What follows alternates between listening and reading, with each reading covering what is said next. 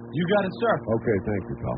So here's the deal. We got some people on hold, and we'll get back to you in just a second, but we've had a request to play the Linda Energy thing one more time for those of you who have heard all the references, but don't really know what's going on. Kind of like the Linda Energy family. She called up, and what you're going to hear is we just answered, and there's a listener. She sounds rather surly. We get rid of her, and then they edit out a couple of minutes, I guess, and you're going to hear that spliced up right next to the previous call where we find out, to our amazement, that it's Linda Energy. Here's a lady in Pompano. Hello. Hi. Hi. Still over, I guess, from the Neil Rogers show. What is? I met him once. He has a wimpy, sweaty handshake. Of course, we all know he's a rear admiral, but he does get an audience. Go figure that one. Okay. Regarding the... You're a spillover from the Neil Rogers show? Yeah. Oh, okay. Well, still somewhere else. Down the drain. That crazy lady who called before? Yeah. That was Linda Energy, and she's on the phone again on line 4 again. No. Her husband is A's physician. That was that last one, Linda Energy? I'm on right now. Who sounded so morose? Hello? Hello. Hi. I'm on right now. Can you hear me? Yeah, I can. What did you mean about the Neil Rogers spillover? Okay. Well, first of all, I take a nap because I do mornings on our sister station, Planet Radio. Yeah. Oh. 103.5. Right. You're aware of that, So yeah. we're under the same umbrella, right? Funny that you could close your eyes at all with all that Fen-phen. Yeah. Listen, I'm not on the Fen-phen. Oh, okay. But where did we graduate? Us Ding Dong School. We have a master's degree in zany, kooky, and madcap. We're radio DJs. My husband. What the hell is this? Listen. Hang up on her again. No, I'm not going to hang up on her. I want to hear what she has to say. I'll call her. I'll hang up. Just wait a second. Give her a Go ahead, break. Linda. I'm giving you a break now. Thank you very Okay, much. that's enough. Go ahead, Linda. How old are you? What's up? Okay, my husband's a pediatric cardiac anesthesiologist. He Yeah. knows more about drugs than anesthesiologists. Yeah. Okay? He graduated med school at 23 like a Doogie Howser. He went through an 8-year program in 6 years. May I ask you something? Yeah, why are we so why do stupid? I need to, or our audience need to know this? I mean, it's your husband. Neil, I wake up from a nap and I find out from all of these people calling me that Neil's got such a humongous audience. Oh, if they're so huge, why don't we treat them with Fen-phen? Huh? You know what I'm saying? Well, her husband is So getting now some I've got good to drugs, defend. isn't he? I've got to defend my husband, and it's not helping that you guys are getting on making him like a goofball when we're the ones that graduated Ding Dong School. Us radio people really do not have any education. She's drunk.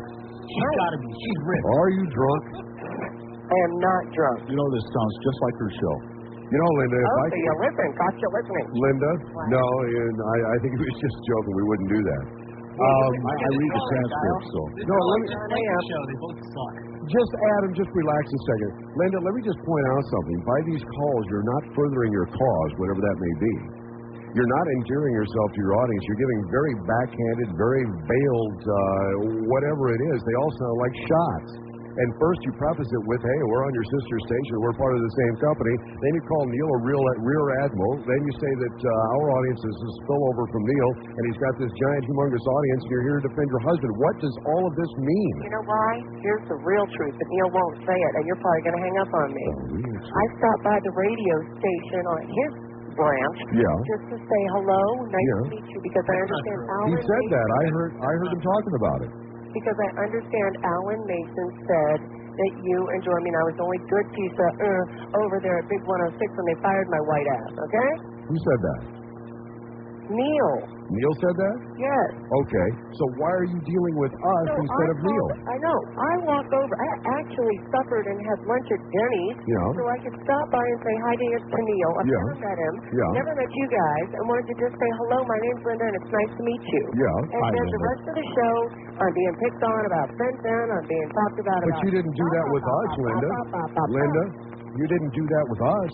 You just launched into like spillover and shots with Neil. I didn't even know who you were. I wouldn't. Because I do mornings, right? Linda, What? I wouldn't talk to a normal, like just a regular listener who I didn't even know who it was who addressed me like that, let alone somebody who was supposed to be my broadcasting sister. So wait a minute. You wouldn't take a compliment from a... That wasn't a compliment. But I didn't know what that was. It was very insolent just in your tone. That's why I hung up on you. I never hang up on anybody, Linda. Very few. You can count them on one hand the entire week. What? Who, Neil or you? Of who I hang up on. But you were certainly one. Well, I guess I'm proud. Okay. Look, guys, I'd like to meet you someday, too, and it's not an anger fight. It's just I can't believe I wake up and everybody's calling me and telling me, you know, Neil's whole show is about you and about how bad, and all I did was sort of say hi and thank you, nice to meet you. Well, your husband is, from what I understood, just a second, Adam, from what I understood and what I heard on my way into work today, your husband was on the phone as a physician. He had a disagreement with Neil, which each one was a legitimate disagreement. I don't think either one of them had the need for you to defend them. I mean, what do you hear? Okay, he's right because he has a degree in this? I mean, Neil knows pretty much what he's talking about with diet. Neil knows what he's talking about. He's gained all his weight back on Neil knows it doesn't matter whether they've been effective or whether or not he has gained or lost weight. He still has the knowledge of it. Whether he puts it into application is a different story. He's read more diet books than I care to imagine. And he knows the fact. The fact is that the Atkins diet requires a certain amount of attendance, and he has decided to go away from that. He's gained his weight back by having a good time at eating. Eating carbohydrates, of which he apparently is allergic to, is making him gain weight. But it doesn't mean he's decreased in his knowledge. The reason being, when he says, why is Linda president of this weight loss center? Yeah. Is my picture's in there. I am not on the Fen-phen, but most women would probably like to look my size, won't they? Admit it. Well, don't you think that they ought to use somebody who's gotten that size from the product itself, rather than just saying, here's a supermodel, you can look like her even though she's never taken it? You mean you want to see those ugly, god-awful before and after pictures in all those other weight loss ads? That's disgusting. Who wants to see that? So what you're saying is you're a hot property, you're a babe, and everybody wants to look like you. I'm not saying that. You just did. Okay. You know what? For the first time, I've never done this, and I sure hope you call my show, because I could use a cross from us. I never will. Linda, how come in this picture in the paper you got a shirt on that says B97? It's B93, yeah. Oh, 93. All we can see is the line. Yeah, because I knew Big 106 would probably sue me if I wore a Big 106 shirt from the last station I was fired from. So... The last station you were fired from. Okay. You kind of got an attitude, Linda. I just woke up like a lot. Well, maybe you ought to have a cup of coffee or something before you call us and take it out on us. I'm not taking it out on you guys. Oh, absolutely you are. This is our show. It has to do totally with Neil. You come off with an attitude, and we're just sitting here having a good time, and you come out of nowhere. I got to be honest, guys. I am mainly just calling in defense for, one, my husband, who... But we have no problem with your husband. I've never met the man nor talked to him. Okay. And our audience is 2 to 6, and that was Neil's audience, and chances are some of those people are not listening now, so maybe you should address the time that they are listening and take it up with him then. You know what? You guys actually sound like sweet people. You haven't hung up on me. You haven't called me a douchebag. And I got news for you. It's getting real close. And I hung up on you the first time because of the attitude you came across with. Look, you know what? Maybe we should actually end this conversation right now. That would be good. That would be good. Very good. Excellent. Thank you for Let's make it right. Then come on over. We'll have sex.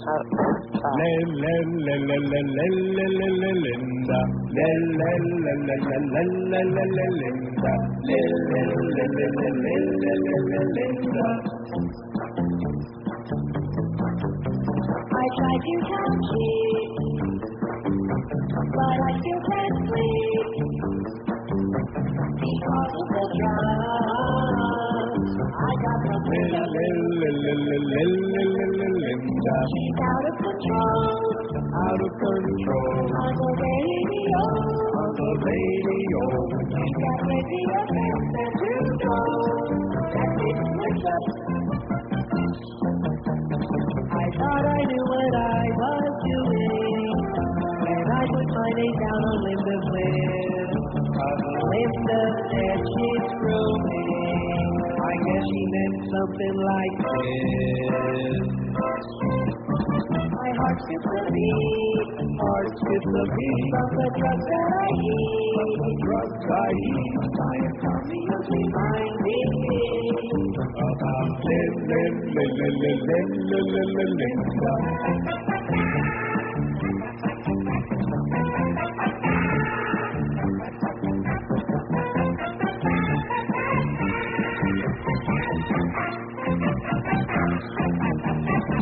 After what she did to me, I hope someday she ends up doing time, or maybe OP on some stand and die.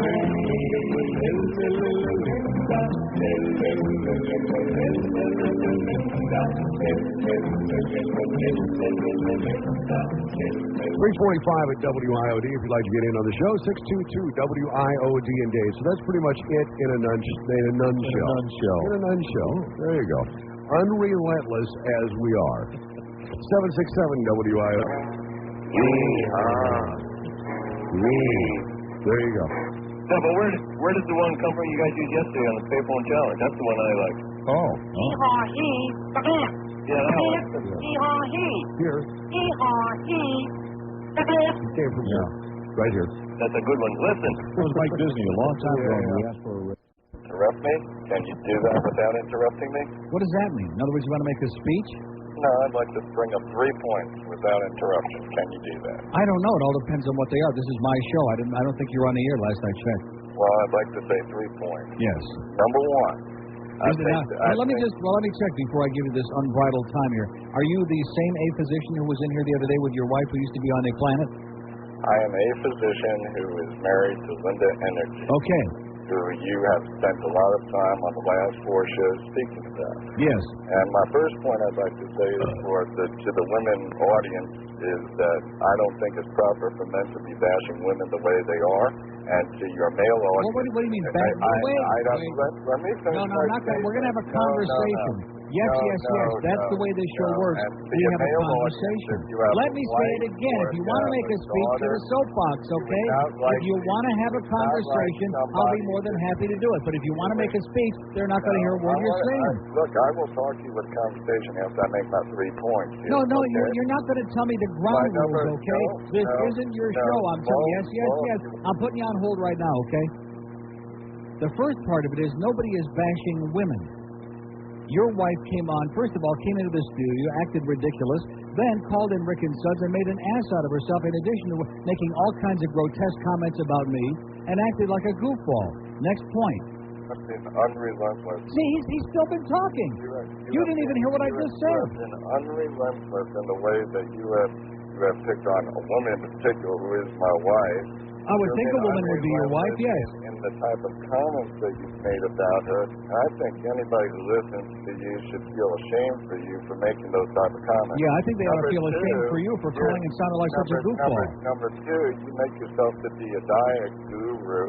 Meanwhile, Who said I'm a diet guru? Who said I'm a diet guru? Well, that's what your friend Rick said. Use that term.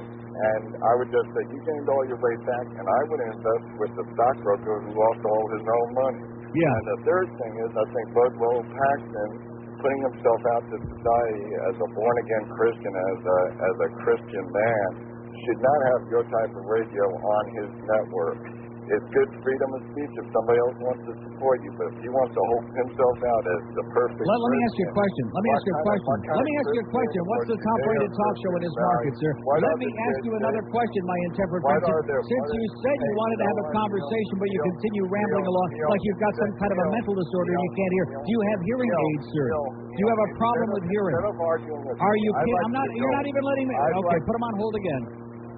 Let me say it again. That's the only way to get you to shut your lip. And you know something, sir? I would suggest that you are part of your wife's problem because your performance in here the other day and your phone call, which precipitated this whole business about this stuff, these pills that you're peddling, this Fen-phen, which I don't believe in, which my doctor doesn't believe in, which the articles have been pouring into me about all kinds of things about people dying from it, and you want to obfuscate by making all kinds of attacks on me. You can obfuscate all you want, pal, but you're peddling crap in my opinion.